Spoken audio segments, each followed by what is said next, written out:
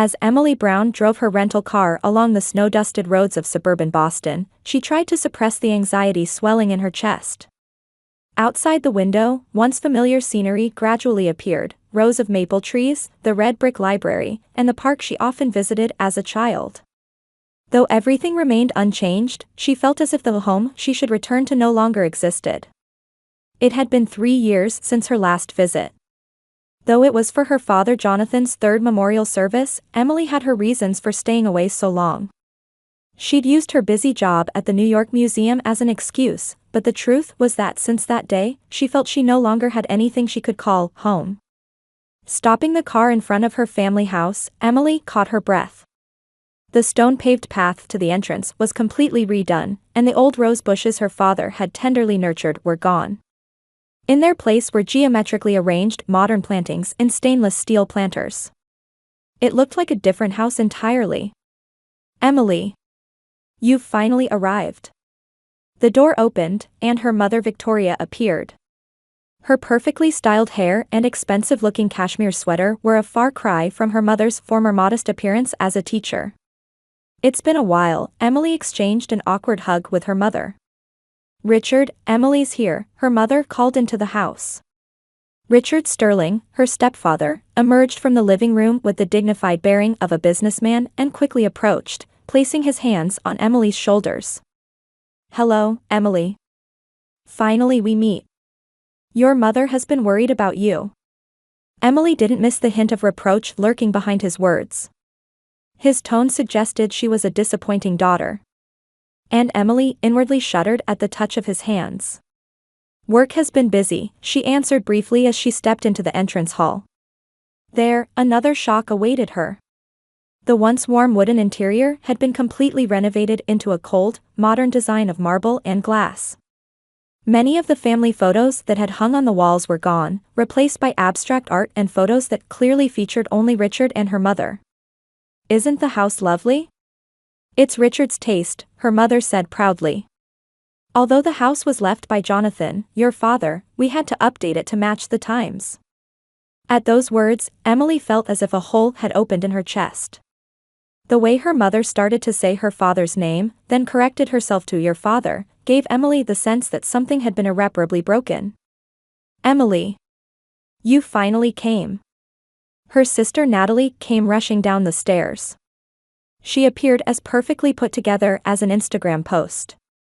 A designer dress, brand name accessories, and glossy hair. "You look well," Emily said as she embraced her sister. "Of course. But you're the same as always." Natalie looked Emily up and down, her designer sweater and jeans, and sniffed slightly. "Is that the fashion in New York?" Emily just smiled instead of responding. She knew her sister's words concealed her usual competitiveness. "Let me take your luggage to your room," Richard offered. "Natalie, help your sister." When Emily carried her own bags upstairs, she found her former room transformed beyond recognition. The warm yellow wallpaper and mementos from her student days were gone, replaced by an impersonal space like a hotel room. "We cleared out your room," her mother said from behind. "Since you don't live here anymore, we're using it as a guest room." The matter-of-fact way her mother said this left Emily speechless. Her own room where she had spent over 20 years, so easily erased in just 3 years. "Is Dad's study still here?" Emily suddenly thought to ask. Her mother's expression stiffened momentarily. "Yes. Though Richard is using it now." Emily set down her luggage and quickly headed toward the end of the hallway. Opening the door to her father's study, she found modern office furniture in place of her father's antique pieces. The books that had once filled the walls were mostly gone, the remainder arranged as mere decoration. "We donated most of Jonathan's old books," Richard appeared behind her and said. He would have appreciated the social contribution. Emily swallowed her words. Many of her father's books were rare historical texts, vital treasures for his research. "What about the antiques?" she asked with a trembling voice. Those too. We needed the space," Richard answered nonchalantly. That night, unable to sleep, Emily slipped into the study. She thought there might still be traces of her father. As she opened drawers, she found a memo hidden in an old document case. Numbers and letters written in her father's handwriting. It looked like some kind of code. Emily slipped it into her pocket. The next day, Thanksgiving Eve, her Aunt Martha and cousin David arrived. Martha, her father's sister, seemed speechless at the changes to the house. "Victoria, it's like a completely different house," Martha said quietly.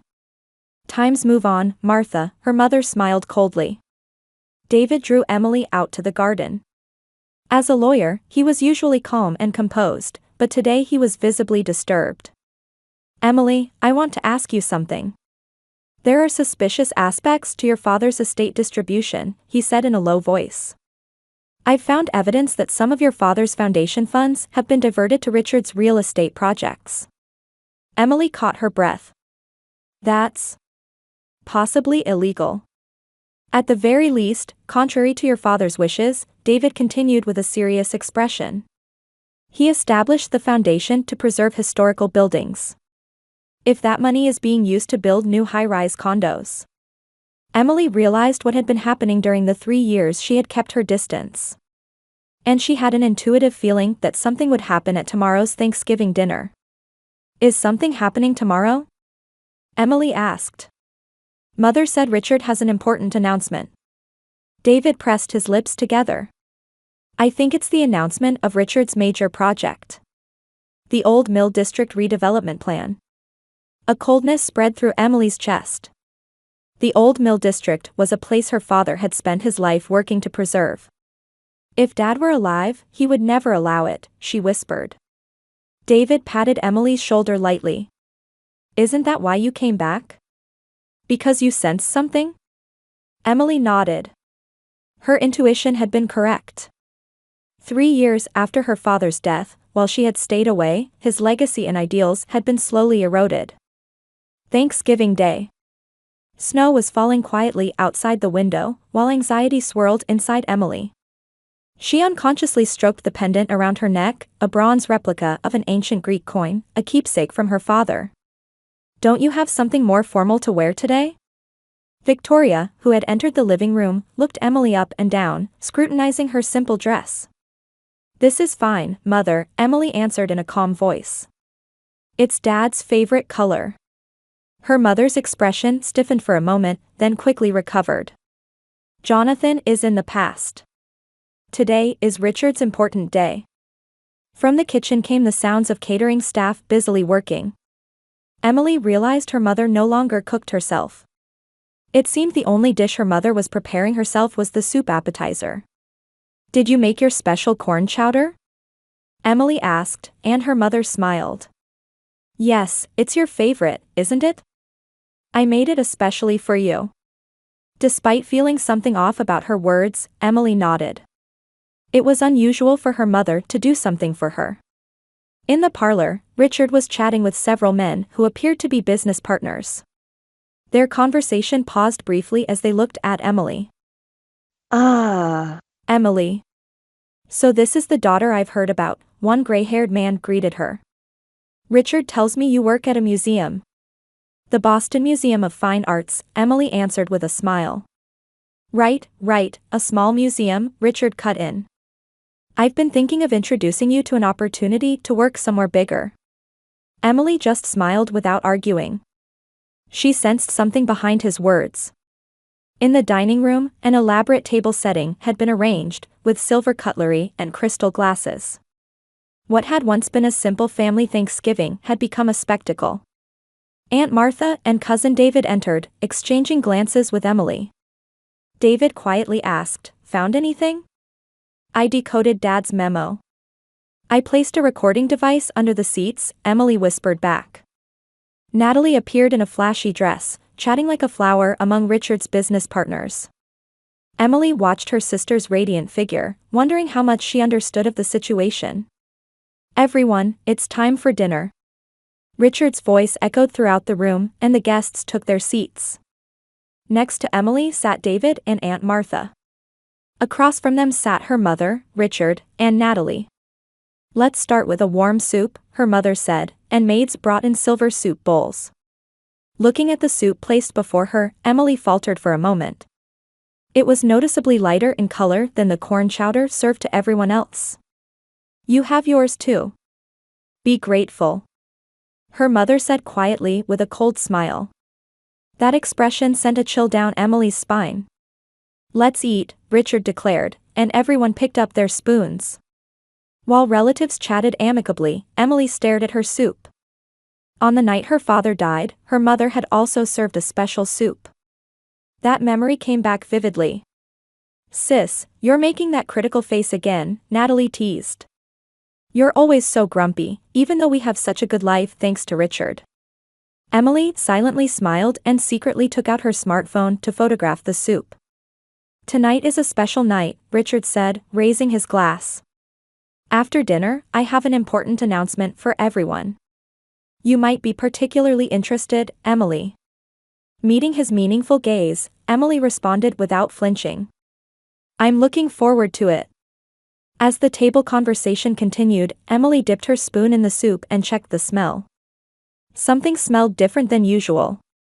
She quietly set her spoon aside. Sis, always so critical, Natalie said maliciously. If you're not going to eat it, I'll take it. Thanks. With that, Natalie pulled Emily's bowl toward herself. Emily tried to stop her but wasn't fast enough. Natalie took a sip of the soup. Emily's gaze turned to her mother and Richard, and their expressions froze momentarily. Emily exchanged glances with David, who casually took out his smartphone and began recording. The moment Natalie swallowed the soup, her mother suddenly stood up. Wait. That's... Her mother's scream-like voice dominated the table. Richard confronted her with, "What have you done?" The table fell silent, and all eyes focused on Natalie. Her expression gradually changed. First confusion, then gradually signs of pain began to appear. My stomach hurts. Natalie moaned softly. Emily gripped her smartphone, calmly observing the situation. Confusion overtook the dining room. As Natalie grimaced and clutched her stomach, the guests began to murmur. Are you all right? Emily rushed to her sister's side, maintaining her composure. Ugh. It hurts. Natalie groaned in pain, nearly slipping off her chair. Mother Victoria was in a panic, shouting, "Get the medicine box from the kitchen." But Richard stopped her with a low voice, "Calm down, Vic," adding, "Don't call an ambulance." Emily's brow furrowed at those words. Normally, one would seek medical help first thing. What are you saying? Aunt Martha raised her voice. This isn't just food poisoning. We should contact a doctor immediately. As she tried to take out her cell phone, Richard quickly reached out his hand, saying, "Don't panic. It's just a stomach ache." Meanwhile, Natalie's condition was worsening. Cold sweat appeared on her forehead, and her face turned pale. Sis's soup, what was it? Natalie looked at Emily with suffering eyes. Her gaze mixed accusation and fear. No, Emily held her sister's hand and quietly said, "That was prepared for me." The air in the room froze. The guests' eyes moved from Emily to her mother and Richard. What are you saying, Emily? Her mother's voice was trembling. It's just an accident. Natalie just had a bad food combination. But behind that excuse, her mother looked at Richard and whispered, "This was your idea." Though it was a small voice, it was audible enough in the silent room. Richard gripped her mother's arm tightly and said harshly in her ear, "Don't ruin this important night." Then he turned to the guests with a smile and said, "It's just food poisoning. No need to worry." "I'll get some medicine," Emily said in a calm voice, and looked at David. "David, bring your laptop. Let's go to Dad's study." Leaving Natalie with Aunt Martha, the two quickly went upstairs. Entering her father's study, Emily firmly closed the door. They planned this. "I have evidence," Emily said quietly. David asked with a surprised look, "What do you mean?" Emily reached for her father's bookshelf and took out several small recording devices from a hidden storage space behind the antique books. "I planted these around the house last night." "I see." David's eyebrows raised. You suspected from the beginning. Dad's memo was a code, Emily continued explaining. At first I couldn't understand its meaning, but I figured it out last night. Dates, locations, and the initials R and V. Dad was suspicious of Richard and Mom's relationship before his death. So he was gathering evidence. David began to understand. Emily opened her laptop and inserted a USB drive. This USB contains all the data my father left. And also what was recorded from yesterday to today. The computer screen displayed multiple files. Emily clicked on the most recent recording. It was a conversation between her mother and Richard in the kitchen the night before. Is everything ready for tomorrow? Richard's voice. Yes, everything. But is this really necessary? Her mother's anxious voice. Emily has begun investigating the estate. We need to get the signatures before she starts asking questions. But are you having second thoughts? Now. Richard's voice was cold. It's been 3 years since Jonathan's death, we can't back out now. Emily and David looked at each other. Conviction solidified between them. I'll listen to the end of this conversation and play it for everyone, Emily resolved. When they returned to the living room, the situation had worsened. Natalie was lying down, her face contorted. Mother was distraught, and Richard was apologizing to his business partners while unable to hide his irritation. I have something I'd like everyone to hear, Emily calmly announced. Everyone in the room stared at her. Emily opened her laptop and turned the speaker volume to maximum. This was recorded in this house last night. The recording began. Emily has started investigating the estate. If we make her sick tonight, we can avoid questions during the announcement. Richard's voice. Is this really okay? She's my daughter. Her mother's voice. We need to get her to sign the documents before our diversion of Jonathan's foundation funds to the project is discovered. Everything will be made public at tomorrow's announcement. There's no turning back. I'll put laxatives in her soup. It should be strong enough to keep her from catching her return flight.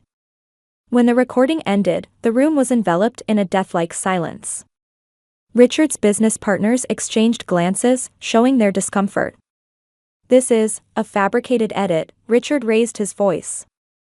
Emily, you have the same delusions as your father. You're twisting the facts. But his words rang hollow. The evidence was already clear, and his panic was showing in his attitude. Mom, is it true? Natalie asked in a weak voice.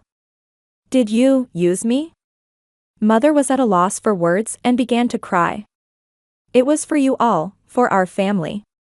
Emily looked at David. He had regained his composure as a lawyer and said, this is clearly a criminal case. There's a possibility that something more dangerous than laxatives was included. Let's call the police. Aunt Martha took out her cell phone. Richard's face twisted with anger. Nothing has been proven. It's just a prank. Emily clutched her father's pendant and said, this isn't over. I intend to reveal the truth to protect Dad's legacy and honor. Across the table, her eyes met Richard's. What she saw there was fear and hatred. Emily didn't flinch, meeting his gaze steadily. Emily. Her mother began in a trembling voice, but Emily raised her hand to stop her. It's too late, Mother. Her voice was filled with sadness, but her resolve was unwavering. From now on, I will reveal all the truth. How Dad really died, and what you've been doing.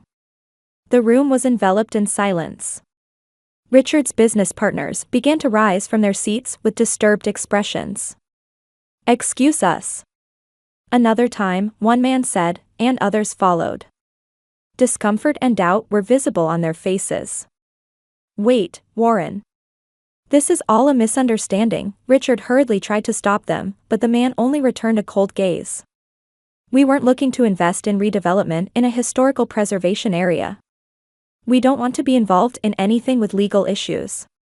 The sound of the door closing seemed to announce the end of Richard's ambitions. Red-faced, he turned to Emily. This is a fabricated edit. Richard shouted in an angry, trembling voice. You're just like your father. Always getting in the way. Mother Victoria collapsed into a chair, sobbing. Emily, what have you done?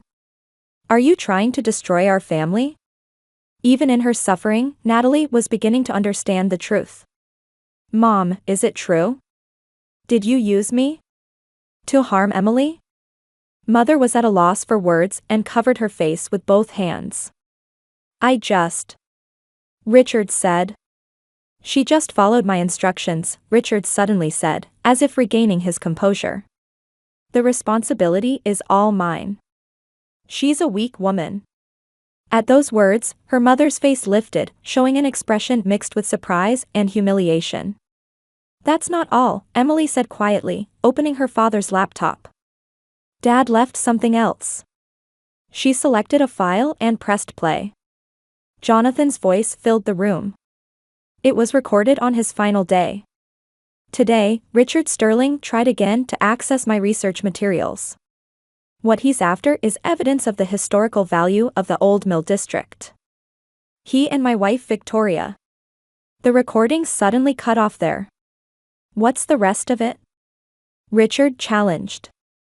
There isn't any, is there? Jonathan couldn't prove anything. He died of a heart attack. No one will believe you. He died of a heart attack. The resonance of those words changed the atmosphere in the room. David spoke in his lawyer's voice, I request a reinvestigation into my uncle's cause of death. And an audit of the foundation funds. There is clear evidence of embezzlement. Richard could no longer contain his panic and raised his voice, what do you know? Mother suddenly cried out, enough. She stood up and pushed back her hair with trembling hands. Emily, your father knew about our relationship and threatened us. At those words, everyone in the room gasped. Victoria, shut up. Richard grabbed her mother's arm, but she shook him off. No, I want to end this, her mother said, crying. Jonathan discovered my relationship with Richard and said he would divorce me. I was about to lose everything. My status, my reputation. Emily quietly asked, so you killed Dad? Silence dominated the room. The blood drained from her mother's face. No. We were just talking, he got excited, and had a heart attack. Richard no longer had the energy to maintain appearances and showed his true nature. Jonathan was just intoxicated with his discoveries and couldn't take action. That land had the potential to change this town, but he only wanted to protect old buildings. He stared at Emily with hatred-filled eyes. Because of him, the plan was delayed for years. It was fortunate that he died. At those words, certainty was born in Emily's heart. She opened another file from her father's laptop. It was her father's research data. This is Dad's final research, Emily showed the screen to everyone. Evidence of 18th century structures discovered under the Old Mill District.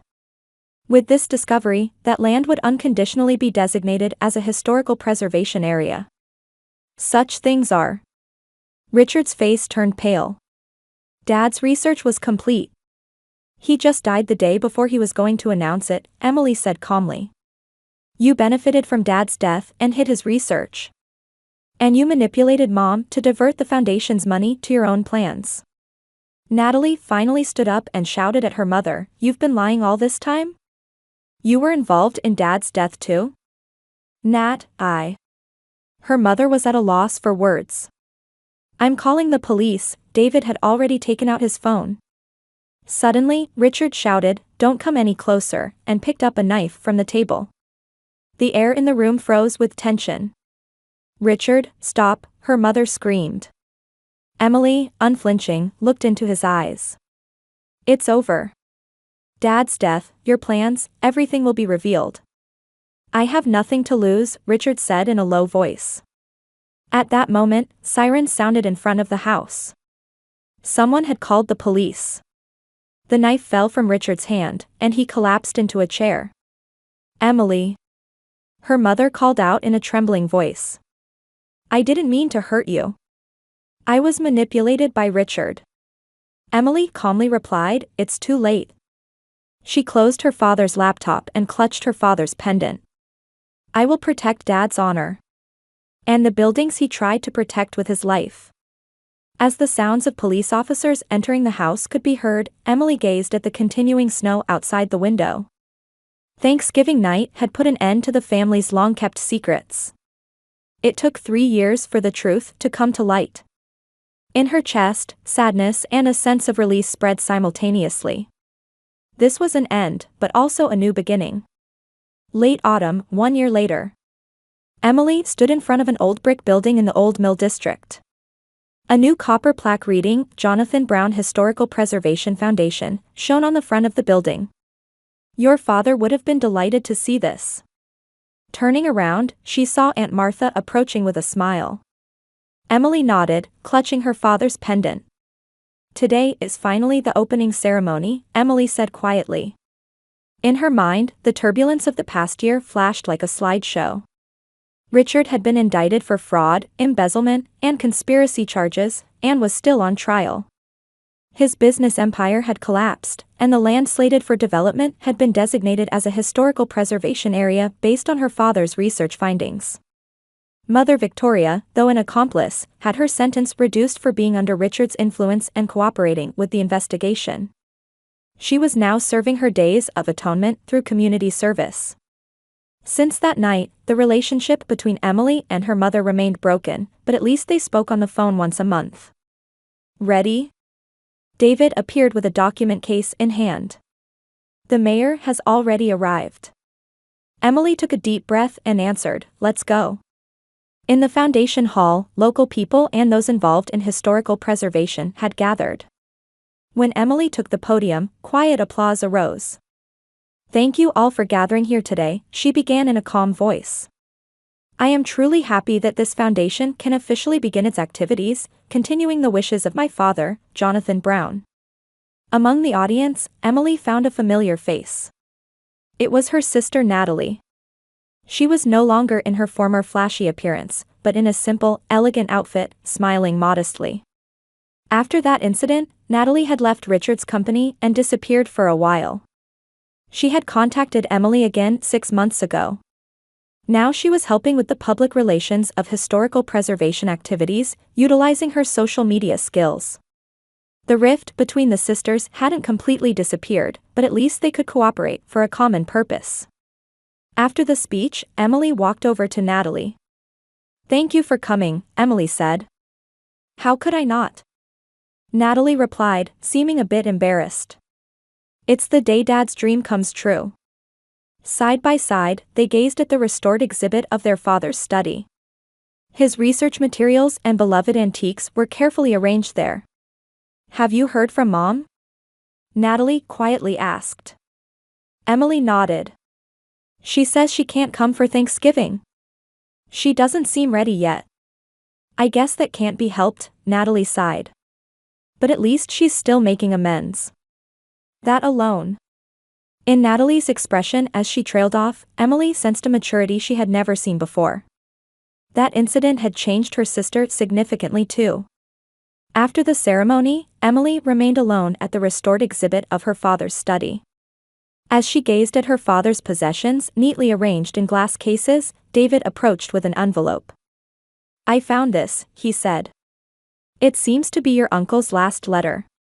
It's addressed to you and was hidden among his personal effects. With trembling hands, Emily accepted the envelope and took out the letter inside. Words written in her father's handwriting jumped out at her. To Emily.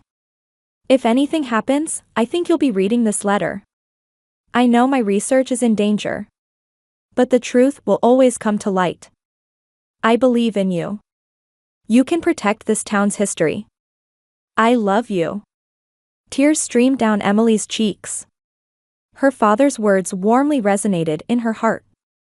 Outside the window, snow had quietly begun to fall again. Thanksgiving was approaching once more. This time, it would be a holiday built on new bonds and truth. Emily held her father's pendant to her chest, gazing out the window.